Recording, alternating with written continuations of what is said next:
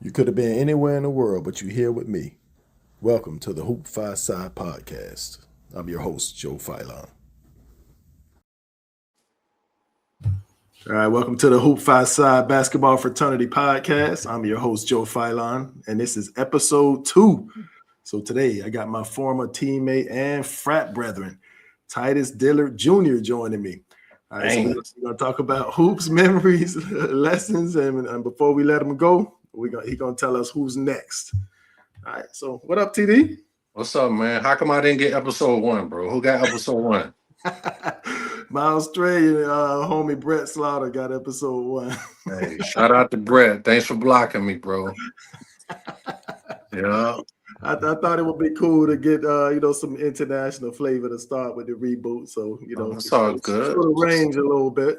All good. Thanks for having me, bro. What you doing? How long you been doing this? Shoot, I've been probably since COVID. I think we started podcasting in COVID. We had it was called the Open Run podcast at first, and I had me and a couple of my guys. Then we changed it to the Final Word. And then I started doing the Phi Psi podcast with my man Dak Duncan and Kevin Perry. But then I just just decided to make it a solo mish so that you know how hard you podcast. So it's hard to round guys up and agree on the time and all that stuff. So I figured I'd just move to this format. That's what's up. Appreciate it.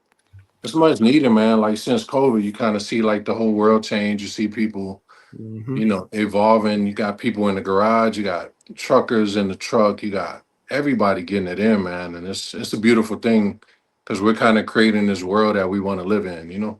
Correct. Right. Yeah. COVID was rough for me, man. I was kind of getting cabin fever a little bit, man. I didn't realize I needed that personal connection with people as much as I did. Yeah. That's what's up. How many times you got COVID? I think maybe twice, I think. That's what's up. How about you? That first one was harsh, bro. I told my wife, I said, whatever you do, don't send me to the hospital. Because, a lot of people was going in there and not coming out. You know what I'm saying? Yeah, the first time I didn't test positive for it because I was feeling bad. And, I got sick after I took the test. But I'm pretty sure that's what it was. And then, the second time it was three of us in my office at work. And we were just, in my office and, doing some stuff or whatever. And all three of us got sick. One of them ended up passing. One was in the hospital, almost on the respirator. And I just had, minor symptoms. But I got the vaccine. They didn't. You know what I mean? So I don't know. I don't know what you believe in as far as the vaccine stuff goes, but it might have saved me. So I don't know. That's what's up. Yeah. I know everybody who had extra pounds appreciated that COVID because, I call it the COVID diet, man. The people who live, you kind of went through the water weight. You know what I'm saying? Got your body right, and it might have started some good stuff with people being healthier. So yeah. It definitely did, man. I did a lot of research on some things. All right, but let's jump to the issue at hand, the man of the hour or the man of 30 minutes, however long we're going to take here. Appreciate you. Real quick, bro, I don't have too many people call me Junior, man. So, I appreciate you doing the research on it. But, when you're little, Junior's fun. But when you get a little older, you be like, yeah, I'm just Titus. You know what I'm saying? But I appreciate it. I'm Joe Philon Jr. for life. Hey, that's what's up. I embrace mine. Yeah, for sure. All right, but so who is Titus Dillard? I didn't put the junior on this, but who is Titus? I appreciate you, bro. We just mature. I born and raised, bro, Sarasota, Florida. Grandma raised me, brought up in the hood, a little tied into I joked about this the other day, but I told my wife I might have been the first mixed breed baby in my hood, bro. You know what I'm saying? And she Googled me too, which made it worse, but I was put in that basket, put down the river, man, and kind of seeking love, finding your way. I did some good and bad things through life, bro, and I tell people this all the time, man. Basketball saved my life. You know what I'm saying? It gave me purpose, gave me adventure, gave me definition. Kind of make you feel like you're worth something when people say you can't do this or you'll never be that, never do this, and after traveling the world 3 times around, man, it's not that you have an aha moment, but you kind of pound your chest and say, man, I did something. Whatever it was meant for me, I did that. You know what I'm saying? So I'm a father to, I got a gang over here. Got 4 boys, 2 girls, married for 12 years, professional, and I do a lot of other stuff, man. But right now I'm just being a creator in life. And I appreciate having people like you in my life because that brings us here. You know what I mean? Yeah, for sure, man. We were a little bit late to the game, but when DeBarge and all them came through, man, they would have put you in the game in the hood, man.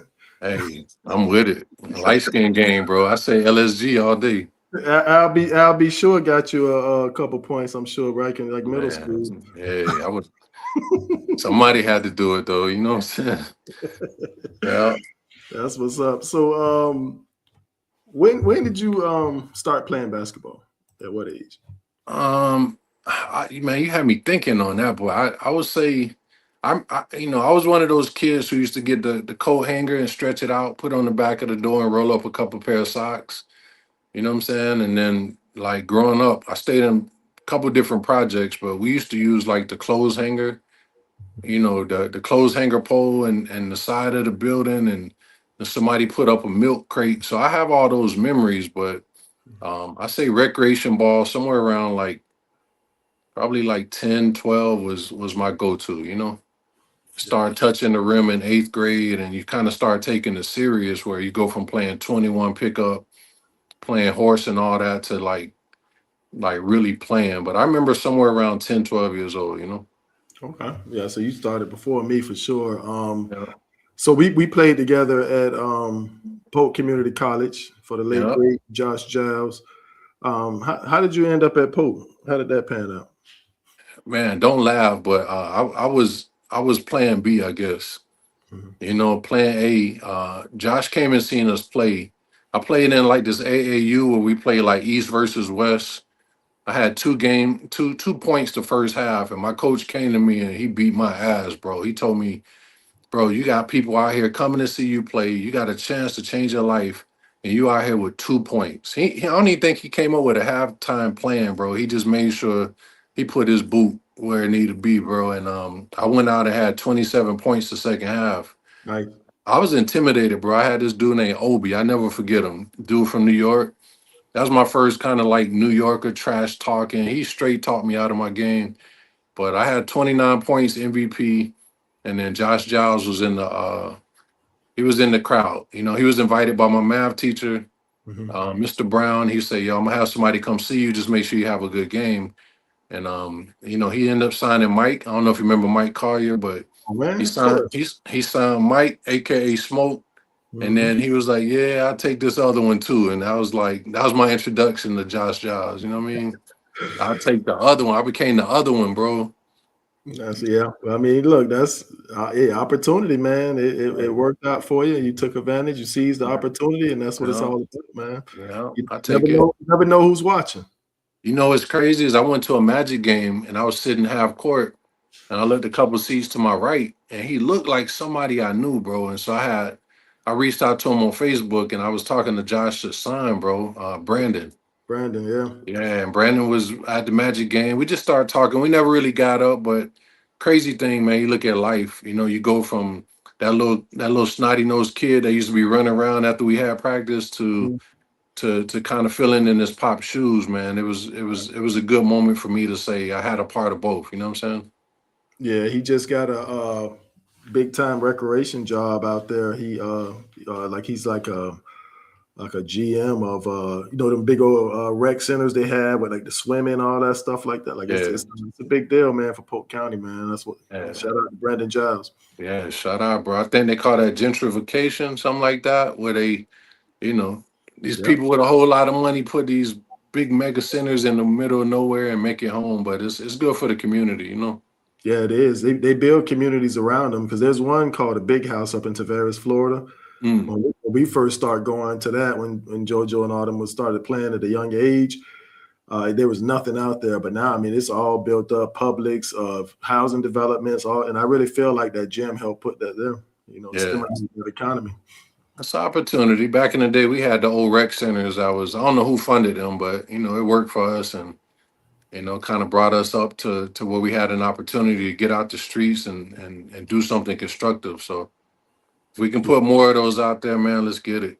Yeah, we had the Boys and Girls Club in Tampa. That was about Yeah. it. That's for the rich folks over there, bro. All right. So, what's your most memorable moment playing basketball? Bro, I had a moment. I think it was probably my last year playing at Embry-Riddle. I don't know Mm-hmm. if you ever had one of those moments where you just don't want to leave a situation. Mm-hmm. You know what I'm saying? But I remember maybe like I was somewhere after the halftime break. Kind of get a timeout and you're standing on the court waiting for everybody to walk on, and that's when I realized, bro, like I'm responsible for people's pain if I lose this game, and I'm responsible for people's happiness if I win it. You know what I'm saying? Mm-hmm. And so it just kind of put me at a situation where, like, as a player, I felt good about building up to where I was at, and I also felt good about the keys that I had in my hand. If I do the right things, if I do everything, you dream of that moment. But if I do everything we're supposed to do, I think we was down 10 points with like a minute left, and we ended up winning by 5 points after the game. So it's one of those moments, bro, where like I felt good to be who I was as an athlete, as a person, as a player. Yeah, for sure. I remember we were watching film. We were scouting somebody, and we got some film. I was at St. Leo at the time, Okay. and we were we were scouting the other team, but they was playing against Emory Riddle, and the film was like high up, so you couldn't really see the players. Everybody was like so small, but you could see the Yeah. formations they were running. Yeah. Seeing this dude out there, you have a very distinct run. Oh, me? Yeah, I you got. think you, bro. I'm gonna tell you, you messed me. You told me I ran like a boxer one time. I never forget this shit. Like, yo, why you run like a boxer? I was like, bro, what you do? So we were watching the film, and I see this dude out there running, and I said, man, I know that I couldn't even focus on what I'm supposed to my assignment and all that. I'm like, man, I know that run, bro. I said, Mm. I got to be Titus. I Hey, know that run. listen. And you were the best shot blocker I ever played against. And the crazy thing is, that year we played together, I led the nation in blocks in JUCO, but you Mm. were a way better shot blocker than me. And so I'm watching this film, and the dude had like head faked you and you bit, and then he got to the basket, and when he tried to lay it up, you just swung because you got real long arms and big hands, and you Yeah, just swung and pinned it on the backboard like this. I said, man, that is Titus. that's wild. So fast forward, I don't know if you remember this. We were playing, we were playing in Miami, and Mm. we had a long layover because our bus got there early, and coach got a hotel room for us to, sleep, just to get a little nap before the games or whatever, just to chill. Yeah. And I saw the Emory Riddle bus pulled up, and I stood there and I waited. I stood there and waited, and I watched everybody was getting off the bus. And who comes off the bus? Titus Dillard. And I'm like, Hey, you remember that when I saw you nah, in Miami? I don't. I I knew don't. I you would. appreciate it though. I knew you would, and I knew it. But I see, appreciate it. we were before social media, so it's not like now Yeah. guys can just reach out to each other. Like once I left Pope, like I lost contact with you guys, and if it wasn't for social media, we probably would have never connected again. That's why I Yeah. love social media. You want me to tell you something you probably don't know though? Let me hear it. Like you, I think you was probably the first person to one appreciate me blocking shots, but also two, like I don't know how to say this, bro. Like if we run in a race and you're beating me, you're number one, I'm number two. As a number two running behind a good number one, you learn some things. You look at a person's stride, you see how they breathe, you see how they stretch, all these little things. So me being like, I was kind of like your understudy, right? I came in as a freshman, you was going out as a sophomore, Right. but I just looked at little things like the timing. I looked at, the intimidation. I looked at the timing, and I already had these things down, but then you just need somebody to kind of mock or something to measure or compare to say, okay, if I did this, I mean, like maybe 1 degree different, I would get these different results.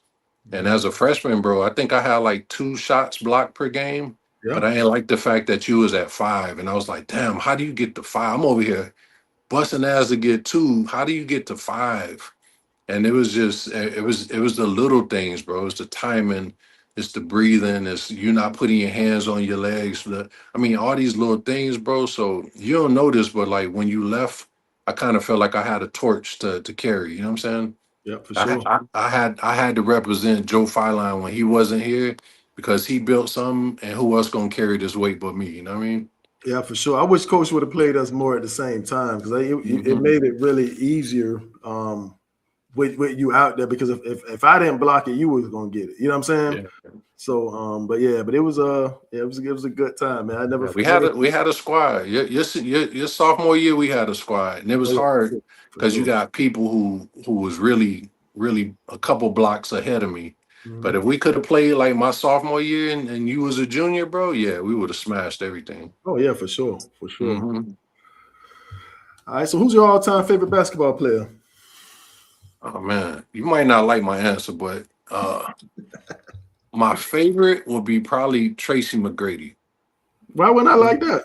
I'm just saying. Because we had a part in raising him when he used to come hoop with us back then. Yeah, I mean Trey because just I want to say he was a quiet killer. I mean, he did his thing, but he didn't really. He might have yelled every now and then, but he really just put it all on the floor. You could tell he did his work before the game Yeah. in the weight room. You could tell he ate right, he slept good, all that good stuff. But growing up, bro, I kind of like I mimicked a little bit of like Charles Barkley.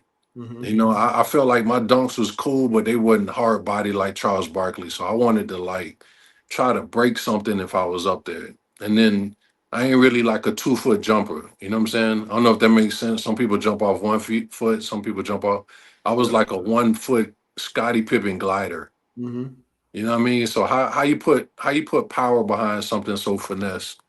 But then I developed a little bit of like Kareem Olajuwon jump shot, not the hook, but like the jump shot.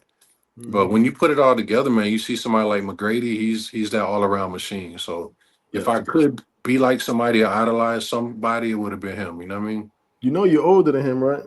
Nah, don't do that. Can't do that, bro. Nah, I met him one time though. He bought this stretch. He had this platinum Lamborghini, chop to top. And that bad boy probably went 140, 160, 180, but he was going down I-4 going 40 miles an hour, bro. Listening to music. He had I Am Number One on the back. So I just kind of shouted out to him while I was driving, put up 2 fingers and just kept going. And I was like, yo, that caps it. You know what I'm saying? When you see somebody, who you like and you value and things that and you actually meet them and they match up to everything you expect, that was like the check mark. Yeah, so my freshman year at Polk, his cousin Phil, he was a student at Polk, and he used to, he used to come hoop with us all the time, Hmm. and he used to bring Mac up there sometimes. I thought he was doing that second year, but I guess not. But yeah, so but I know we used to go to his games that year you were there, but I don't think you. I think you used to go home on the weekend or something like that. When Yeah, I was out, bro. I mean, yeah. I was finding myself during the weekends, bro, because I don't know if you know, but my first year there, when we had that dorm fire, Hmm. that thing changed my life, boy. Oh yeah, yeah, Yeah, I still to this day, man. If you look in my closet, I got probably 100 pair of shoes. But I right. remember Josh when we did the insurance claim. Josh Giles was like, you know, he used to huff and puff if he ain't believe what you were saying. And boy, ain't nobody got 60 pair of shoes, boy. I'm like, bro, I really did have 60 pair of Yeah, you shoes, bro. did, you did. But y'all, I but used y'all was putting laptops and PlayStation. Y'all put all kind of. Y'all did put some extra on there. Yeah, That's but we gotta probably why. hustle a That's little probably bit. why he did that because y'all was wilding a little bit. But Yeah, the shoes y'all did have that, bro. but if you, but what humbled me, bro, is when I'm gonna blame you because I told this story the other day and somebody was like, "Yo, I ain't gonna let nobody put no shit on me." I'm like, "Yo, it wasn't like that. It was just like a joke, right?" Joe was big. He couldn't really close the door. Anybody who walked by the bathroom and said something, he would chase them with the toilet paper, right? And I was just like, it was like a fun thing to do. And what else we gonna do? We ain't have cable. We ain't have, we just had each other. So, Right. but whoever put that cup of old toilet juice under my bed, bro, and I don't know who did it to this day, but It wasn't me. I think it was Todd, bro. Now look, bro, I'll say this for the people because I am a prankster. So me and Monster, which is Willie Bryant, we used to call him Monster. We yeah, was wrestling one time, and he punched me in my nuts when we was wrestling. And mm, then I was like, And he was like, man, don't hit me, man, my bad, bro. I didn't mean to do it. I said, nah, I'm gonna get you back. Yeah. My prank was, the soap box that like the soap, the dial soap that has the hard box. Yeah. I got that, and I put some poop in it. Mm. I taped it on the side of his bed. And so he always lay on his bed, catty corner, like sideways, and he used to have his head right there when he used to listen to his music. Yeah. But he didn't know the poop was right there. So they were smelling this smell and they didn't know what it was. I didn't tell anybody I did it. Right. So I remember Todd went to the store and brought all this spray and stuff, and Todd's coming, man, it's stinking here. And I just used to be laughing, right? Yeah. So I told Jeff one day what I did. And so Jeff goes into the room and he's looking on the side of the bed, looking at it. And Todd came in there and saw him. And he's like, what you doing?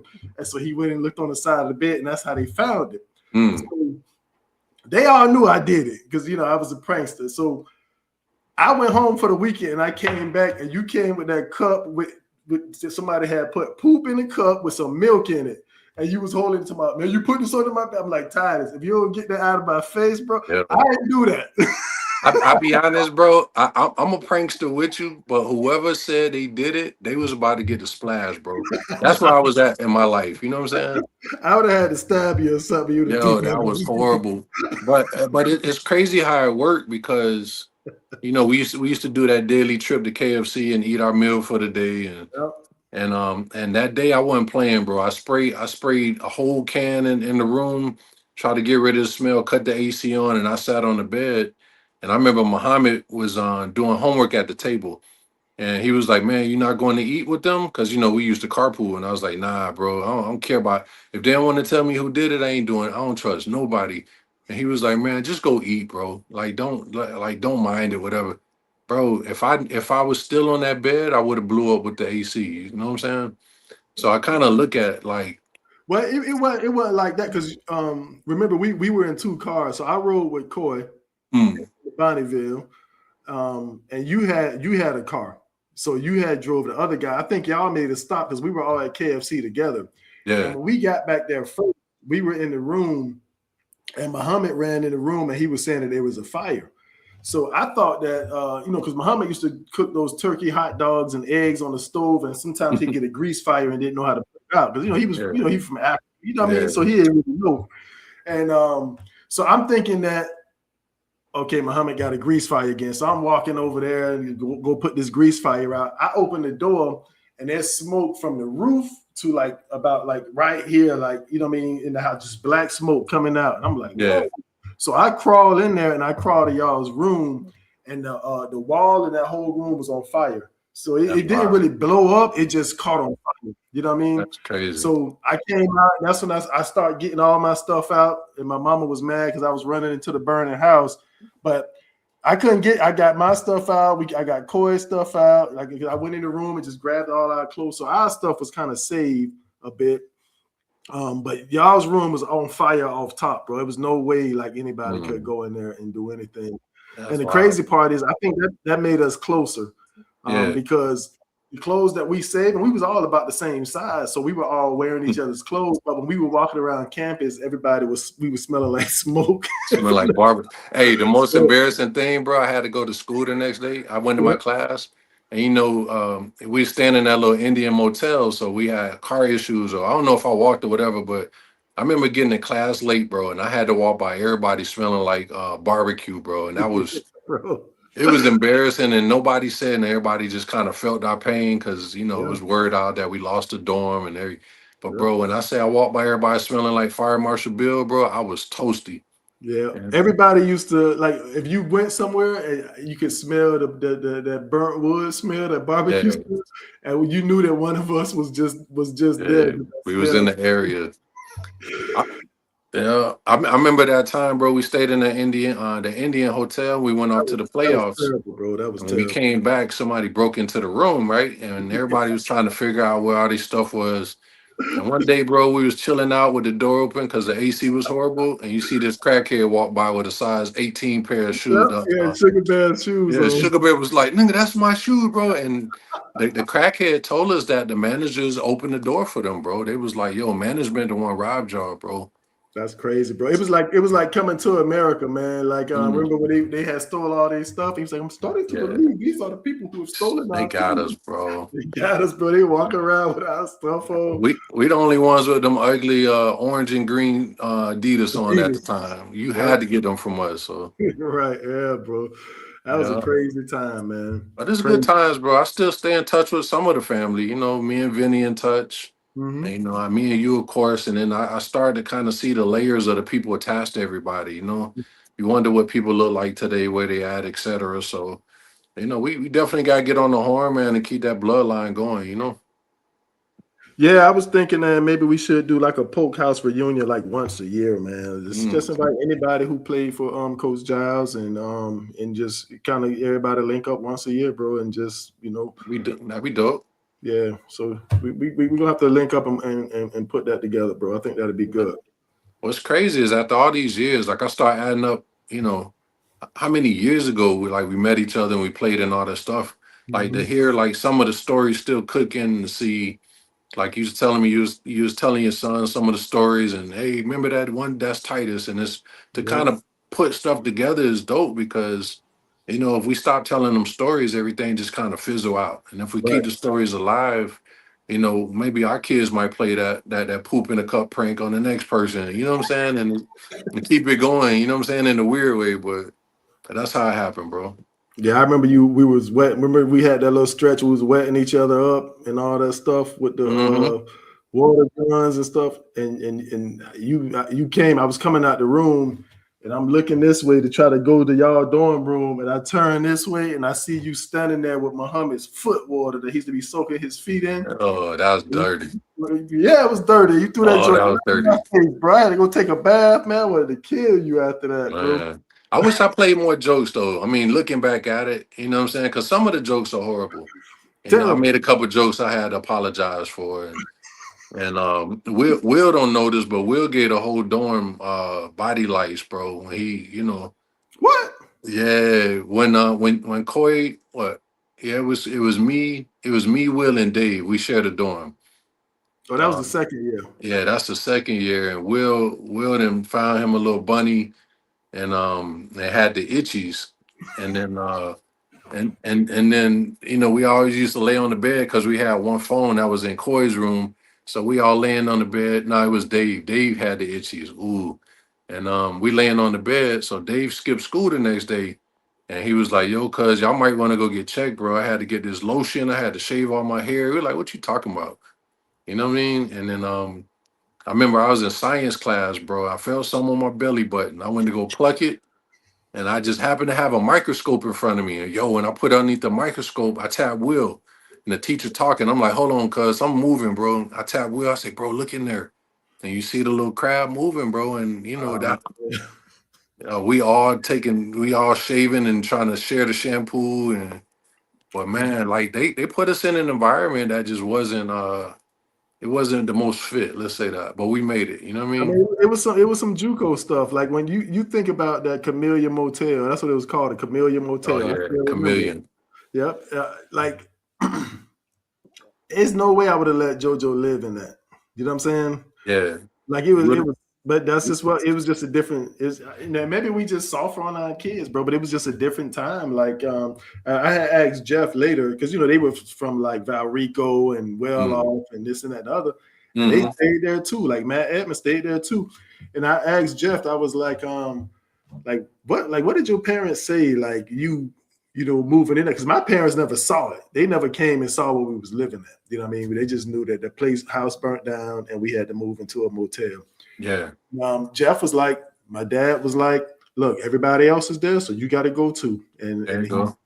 and they was like, they had the dope hole next door. They had probably running prostitutes in and out of there, bro. It was just the craziest but it's just that's that JUCO life, like you know what I mean. So It made us men, bro. You yeah, know, it really I did. ain't I ain't I ain't proud of it, but you know, after the fire, bro, I knew I couldn't keep calling home asking for money, so I'm looking around like, yo, everybody in here smoke, man. Let me help them out. And I just remember, bro, I just made it work. We hustled, you know, the chicks over at Publix. We worked something over at Popeyes. We had the shoe connect, like everything just Everybody just really leaned on each other and we made it work, you know? I think you're getting your years mixed up because my year, I don't think any of us smoked that year. Nah, At so least, at when least you I ain't know. when you left, everybody, we had Tree Oh Rollins, yeah, tree. Y'all had we had Haney. Lil Pierre, Yeah, the whole baseball, basketball, like bro, I was the drive through. But it really it kind of taught me some entrepreneur stuff. And I ain't gonna call his name, but one of our players was the plug, and that boy used to come in there.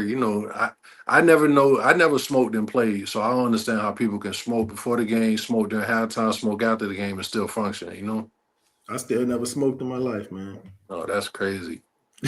That's good for you though. It's just not me. My dad smoked cigarettes growing up, and he used to make us keep the windows up. So Yeah. I don't know. It ain't my thing, But But me watching other people go through that just kind of it kind of halted me from smoking. Every now and then I enjoy a cupcake or two, but I ain't really. When I say Chief Heaven, bro, like Giles got a little lenient because everybody was a little bit more gutter than people who was there when y'all was there. You know what I mean? y'all was like my freshman year. My freshman year, the team was like that. Like they was Yeah. they was rough. That Yeah. group we had my second year. I mean, it was just a bunch of good guys, man. Like I don't think nobody really, like drank or nothing that year we was there. Yeah. We was getting it in. We was having Cisco parties, sitting on the roof. We used to freestyle. Like we had the I karaoke. started the sitting on the roof thing where you climb up that tree and sit on Yeah. the roof. Yeah. Yeah. And I used to look at the stars and talk to God, bro. hmm Yeah, it was Yeah. a good time, man. Definitely made men out of us. Yeah. And here we are. Yeah. Who's the best player you ever played against? Um, I'm sorry. Yeah. Who's the best player you played against? yeah. Gilbert Arenas. Okay. I could do nothing. When I say nothing, bro, the boy came across half court and shot from the half court line. This was a pro-am? Yeah, yeah, in between the program. We used to run men's league in between the program. Gotcha. And he played over at Dr. Phillips, YMCA, him, Vince Carter, Mm-hmm. White Chocolate was out there. But when I say come across the half court, shoot like free throws, maybe one or two, but bro, almost every shot. Somebody was like, get out there, get him. I was like, bro, you want to switch? You see what I'm saying? There's nothing you can do. And then he mocked me a little bit. He said, "Big man, you want me bring it down low? I bring it down low." And when he brought it down low, I'm like, "Yeah, bring that shit down low, right?" I couldn't do nothing, bro. I had a Yeah. good 30, 35, but he had 60 on me, bro. And then I didn't feel too bad when I went to YouTube and watched how he did his whole team one by one by one. And Right. after he beat him, he kicked him out the gym. I was like, "Yo, straight monster, bro." Yeah, for sure. That's respect. That's a I good wish one. I wish we had more of him when he played for the Magic, though. Right. Yeah. Yeah. Yeah. Who's your all-time favorite player? All time favorite, I say T Mac for sure. Okay. Yeah. Even though we don't play two different positions, like somebody I can relate to. You know what I'm saying? Gotcha. Gotcha. Yep. Yeah. So who's your all-time favorite teammate that you've had? Oh, you already know who my favorite teammate is, man. Who that? I got top five, but I would say Joe P. Talking about me? Phi line, yeah, bro. Idol, bro. Big bro. Somebody. I don't think you really ever talked down to me. I don't know. I don't think I ever had self-esteem problems, but Josh gave me a tick. You see what I'm saying? Right. That boy made me like he made me angry, bro. He made me kind of question my life sometimes, my decisions. I'm like, yo, I ain't never coming back. I hate Polk County, right? And but I didn't realize that was his tough love. Like Yeah. when y'all left, he never really said thank you to me. He never really gave me that pat on the butt that he gave y'all. He always just I could have the best game of my life and he'll just walk by me, bro. And I was like, damn, bro, that's one of those like father-son relationships where you just want your father to be like good game, son. I never got that, but you kind of planted that seed, bro. You was my mentor, big bro. You joked around like me. We played the live 95 joint. Yeah. You know what I'm saying? We had similar conversations about hip hop and fashion, and you was Mhm. kind of a loner. I'm a loner, I'm an introvert. And it just worked, bro. But if I had to pick one player, I would definitely put you as that spot because I took a lot from our relationship. It helped molded me, and then you gave me some, you didn't say, "Hey, I need you to carry the weight." It's just something I did because of that impact. So I appreciate you. You know what I mean? Right. Yep. Yep. Appreciate that. Yeah, man. So who's And y'all? nobody got more stories than me than you. You know what I'm saying? The story game is real. Yeah. I keep the stories. I can't remember what I ate for breakfast this morning, but I can remember stuff from back when I was 3 years old, man. I keep it going, bro, and that's where it's at, bro. Love is love, and that those stories is really like part of your life. You might not realize it, but I'm sure your wife, your family, your kids, some of your friends call you. I'm sure everybody got a story about Joe Fallon. You know what I mean? Yeah, I appreciate that. Yeah. So who's your all-time favorite coach? I don't have one, bro. I thought about I got three though. I say in high school, Ricky Thomas raised me. Ricky Mm-hmm. Thomas was my Josh Giles. God Okay. bless him. Went to college. Josh Giles was my second hardest and worst coach I've ever had, but the best thing for me, not worst coach like in he was a bad coach, but my relationship with him wasn't good. But his coaching style, his regiment, him teaching me what attack head was and how to, like the little things, bro. I appreciate Ricky in high school. I appreciate Josh in college. And then when I went to Embry Riddle, man, I had like a white version of Josh Giles and Steve Ritter. If you look up who Steve Ritter is, he is a legendary coach. That boy, I think he's been there for 20 plus years, still changing lives. But if you are into coaching, you want to be like Steve Ritter. He created that program, made you cut your facial hair, tuck in your shirt type thing. So if I had to put all three of them together as a collection, I'll say impactful wise, they all got that 33 and a third in my life. Gotcha. That's what's up. So we all had a dream to go to the NBA. I don't know if you thought you was ever going to go to the NBA. I did. But at what point did your basketball goals shift where you was like, yeah, I'm probably not going to the league, or you're not going where you thought you were? Yeah, you ever get discouraged when you're not the best player on the team? You ever felt No, that way? no. Yeah, I mean, I know I was good at what I did, but when you get around, like I had Anthony Burrows, I had Coy Patterson, I had some really good people around, and when you see that favoritism go to them players, it makes you question like, am I good enough, or should I even expect like next level? When you got somebody averaging 30 points a game, you got somebody on the front of every poster, like how do you get that attention as a player when you're not that franchise player? And so Gotcha. my junior year, bro, I felt like I was my strongest, my best. I'm shooting three, like I'm doing everything I was supposed to do, but I kind of let off the gas going from junior to senior. And if I can go back, bro, I should have maybe cranked up a little bit. You know what I'm saying? Where if I just took it serious for that last year, I had Vince Carter coming in the arena. I had a few conversations. Like if I would have took it a little bit more serious and had that carrot, maybe I would have chased it a little bit more. And wherever I landed, I landed. But then everything happened for a reason. Yep. I played in the pro am. I went. I've been to China. I've been all through Europe. I played in some of the biggest money tournaments. I played against my favorite players. Like, even though I didn't have my jersey in the NBA, me being in and around it as much as I was, bro, I feel like I scored something there. That's what's up. That's what's up. Yeah. All right, so it's time for you to pass the rock, bro Ham. So who's Hey, next? Who got next? Who do you want to see jump on this podcast? And the catch is you got to help me lock them in, buddy. okay. Anybody or a teammate? Anybody. Anybody. Ooh. Let's get now you say anybody, that's tough, bro. Cause some people I don't have like I would love to talk to Rasheed. You know what I'm saying? You got She's to one of my you favorite got to big you men got to get growing up. them. That's the thing, though. You got to be able to lock them in. Okay. So So to lock in, I think we can lock in Sheed, bro. If you want, I say let's go get Rasheed Wallace. how you gonna get Roscoe, man?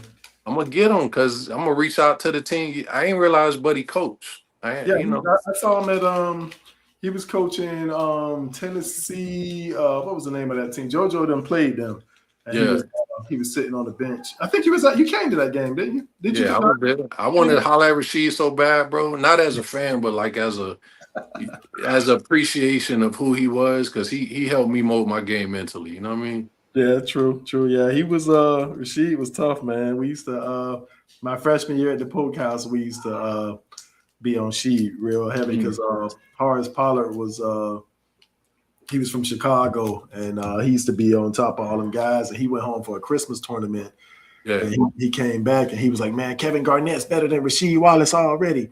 And Oh man. we was like, yeah, right, yeah, because he was this is KG senior year in high school, so Yeah. to us, when nobody doing nothing with Rasheed, but KG went to the league and made his name too. He was as advertised. Still that guy, bro. Yeah. I tell you what though, just because he was in the building and I didn't get to see him, I said let's reach out to Todd and see what he's checking on. All right, we'll do Yeah, I'm gonna Todd. pass the mic to Todd and let's see what he's up to these days and get some of that juice out of him. I got you. His son is at Texas A&M. Man, he got a shot, bro. That's He what's up. definitely got a shot. He's a junior there now. This year is his junior year, so this is going to be his breakout year. But then What's now, his name? his name Tyler Johnson. Okay. Yeah, Tyler Johnson. He still got that bow-legged walk, like that not knee that Todd be walking with. Nah. I say, bro, why you walk like that, bro? Me and Ty used to go at it, but a great guy, bro. Yeah. That's my guy, man. We talk all the time, bro. I pretty much keep up with everybody from our squad that I check in with from time to time. Everybody except Monster, bro. We was keeping in contact for a while. I went to a university of Tampa. They were playing Lynn University, and this is probably 4 years after we were done. Yeah. After we left Pope, like I had been working for like 3-4 years at this time. And so I was at this game to watch Reno Beavis and this guy here named Dejan Smith was playing for Lynn. Okay. And so I'm watching the game and I'm looking. I said, I know good and well that ain't Monster out there playing. He played with me. Yeah. So, bro, it's like 6 years later, this man was still playing the year of college ball, man. He shaved his head, or he still had that half and half? He was. I think he was bald head at the time. That boy was losing his hair early. I say, bro, you gotta stop stressing, bro. Yeah, but he can sing, man. Like that was my guy, man. He used to come home on the weekends with me all the time. I'm gonna tell you what, bro. I came home. You know how we used to have the Christmas breaks? Yeah. And I came to the dorm a little early before everybody else. I said, let me get everything right. And I was taking a shower, bro. Somebody was beating the door crazy. I was like, yo, I went to the door and this chick pushed the door open. She was looking for Will with a vengeance, bro. And I guess, I still got that scar on the top of my foot from when that metal scraped my foot, bro. But me and Will, bro, had a lot of conversations, man. And when you run into people like him, you want to help them, you want to learn more, and you also want to, sometimes give him a hug and sometimes fight with him. But he got a very interesting life. So yeah, he had a tough life, bro. He last I talked to him, he was up in Yonkers, New York. He was married, had a couple kids. This is actually before JoJo was born, so that goes to show you how long that's been. That's been a while. Yeah. So actually JoJo was born, but Will used to remember Will used to write them songs all the time, them poems. He had that book of poetry and songs, and some of the guys used to be like when they used to want to write their girl, because this is before the social media, this back in the 1900s. So they used to want to write their girl and send their girl. Put in the mail, put some cologne on the envelope. Yeah. So Will used to go through his poetry book, but like he could be like a songwriter, bro. Like some of that stuff he had in there, man. Like I don't know if he got a dope did. voice. Yeah, he did. He could sing too, bro. He used to write the poetry. I used to draw the pictures for him. Yeah, I remember that. Actually, I do remember that. Yeah, we can get it in. I'm gonna close on Willie on this one, bro. But that boy had the meanest version of gangrene I ever seen in between somebody's toes. You know what I'm saying? He used to lay on the bed sideways and pick at his feet, bro. And I'm like, bro, you got it. And when he opened his toes one time, bro, and I say the Incredible Hulk was there, I'm like, they're gonna cut your foot off, homeboy. Like that was the illest fungus mold I ever seen, bro. Yeah, he did have some better feet, bro. Everybody got a tag, man. So let's maybe put our heads together and see if we can find them. Yeah, I've tried, man. Like for a minute, I did give it a shot, but yeah, that was my guy, man. Yeah, You find him, let me know. yeah. Ty Johnson, you got the torch, man. Coming for you. Yeah. All right, bro. Appreciate you, my man. Appreciate you, man. Keep doing what you're Right. doing and stay in touch. Likewise, and also too, you got your podcast. What's yours? What's yours called? Shout it Everything out. but sleep, man. We do everything but sleep. Talk Mhm. about it. We get it in. We're on our second season right now, man. I'm working on a deal with iHeart. Mhm. I got a few things coming up I'm excited about, and I'm bringing all my entertainment experiences, my sports background, and just me trying to be a little funny with things, man. Just I'm having fun with it. You still you see you ain't talk about your rapping that you do or none of that, bro. You still doing Nah, that? I You talk you about it. nice, I bro. I appreciate you. I was on tour with French Montana. Me, French, Gotti showed up a couple dates, Two Chains. I had a lot of fun, but then one day, man, they was hunting for French Montana. Mhm. And this is before he got the Ciroc deal. And we was in Mississippi. They Mhm. started throwing ice, they started throwing bottles, they started throwing furniture, and they ran us out of there shooting that and everything. And I remember coming home and I told my wife, I was like, man, I love doing music. I just don't want to die for it like that. You know what I mean? Right. Yeah. Because For they sure. because they didn't know I wasn't a coke boy. They see me with French and I Mhm. kind of look like his security and we in VIP and all this other stuff. So it was fun up until that point, and then you realize, man, it's more than rap, bro. You really gotta, that same show you had, like Big Sean was there. And Mhm. so at that point, I say, man, if I can do this, I want to be on the Big Sean. Like he did his business and left, while French Montana had to do like 3 or 4 after parties just to get his money. You know what I mean? Right. And so I change over to Christian hip hop, have fun with that, Nice. and then just kind of bowed out a little bit. My kids still listen to my music. I changed my name to Titus, not High Tech Rockwell, no stage names. Mhm. And then I was talking to my barber one day, bro, and I was like, "Yo, all this barbershop talk, let's put it on film." Yep. And he didn't want to do the barbershop thing, so I went to the studio and we created the pod. And bro, it's doing good. You know what I mean? I appreciate all the support. If you go on YouTube, it's everything but sleep, and all social media is everything but ZZZ. No And problem. if you got any interest, man, let me know. We're taking names. I got some really dope guests coming up, and then we got this distribution deal, man. Should change the game.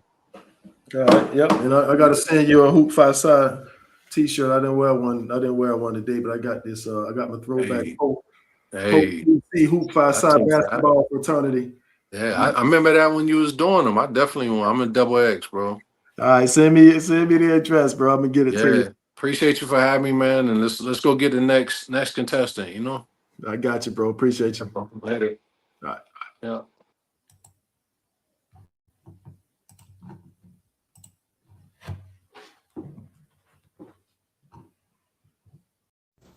You could have been anywhere in the world, but you're here with me.